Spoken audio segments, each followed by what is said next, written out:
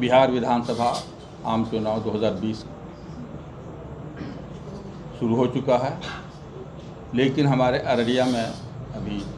नहीं हुआ है वोटिंग। तो हैदर यासीन फाउंडेशन के तहत, इस बैनर के तहत आज हम लोग यहाँ सिर्फ इसलिए जमा हुए कि वोटिंग में हम लोग क्या रुख अपना है। तो सारे डिस्कशन और आपसी सलाह मशवरा के बाद यही तय पाया कि भाई हम लोग इस चुनाव में मुद्दे पर वोट करें, यानी अपने जो भी होने वाले हमारे एमएलएज हैं उनको हम ये बता दें कि अगर वो जीत जाते हैं तो जीतने के बाद वो यहाँ की समाज या इस क्षेत्र के लिए किन मुद्दों पर काम करना शुरू करेंगे। यही मैसेज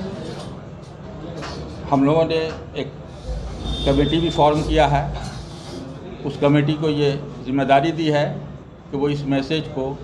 सारे प्रत्याशियों के पास जाकर उन तक पहुंचाएं और उनसे ये वादा लें कि भाई हम जीतने के बाद आम जनता की भलाई के लिए जो भी मुद्दे इस हैदर यासीन फाउंडेशन के तरफ से पेश किया गया है उस पर काम करेंगे जहां तक हो सकेगा। हैदर यासीन फाउंडेशन के तहत इसके कोऑर्डिनेटर फैसल जावेद ने सिविल सोसाइटी की एक मीटिंग बुलाई, जिसमें समाज के अलग अलग तबके के लोग शामिल थे, बुद्धिजीवी वर्ग के लोग थे, जो हमारे प्रोएक्टिव युवा हैं वो सारे के सारे लोग शामिल थे, स्टूडेंट्स ऑर्गेनाइजेशंस के लोग शामिल थे। सब लोग एक बात पर तो सहमत हुए कि सामने जो इलेक्शन है उसमें हम लोग मुद्दों पर आधारित राजनीति करने के लिए अपने कैंडिडेट्स को आग्रह करें, और इसके लिए सब लोगों ने मिलकर 18 मुद्दों पर सहमति जताई है, जिसके लिए फाइनल ड्राफ्टिंग होनी है।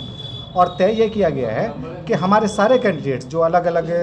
विधानसभा क्षेत्रों से लड़ रहे हैं, चाहे वो जिस पार्टी की हों या फिर आज़ाद उम्मीदवार हों, उन तक इन मुद्दों को पहुंचाया जाए और उनकी सहमति ली जाए कि जैसे ही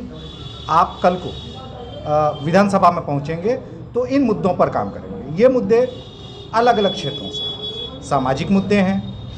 आर्थिक मुद्दे हैं, स्वास्थ्य संबंधी मुद्दे हैं, और अलग अलग तरह के रोज़गार के संबंधी मुद्दे हैं,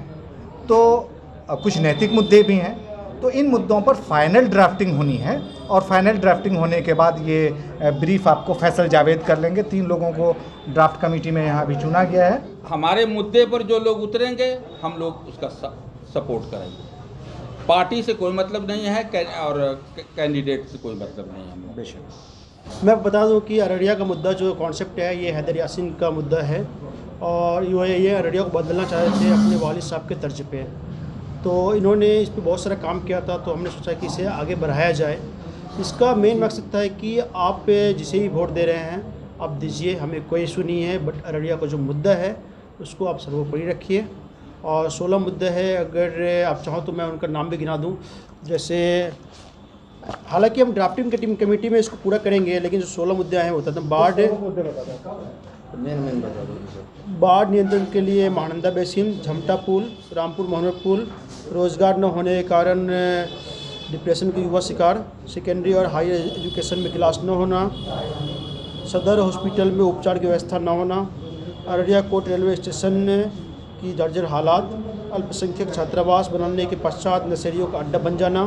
आज़ाद एकेडमी बालिका छात्र विद्यालय उच्च विद्यालय अररिया कॉलेज मलक का सुचारू रूप से संचालन न होना,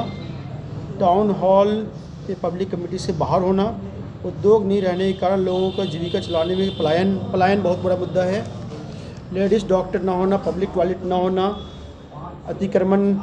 तस्करी, रोज़गार, NRC, CA, ये सब मुद्दा इस पर ड्राफ्टिंग कमेटी से ड्राफ्ट करके सभी 12 कैंडिडेट तक पहुँचाएँगे और उनसे इस पर सहमति लिया जाएगा।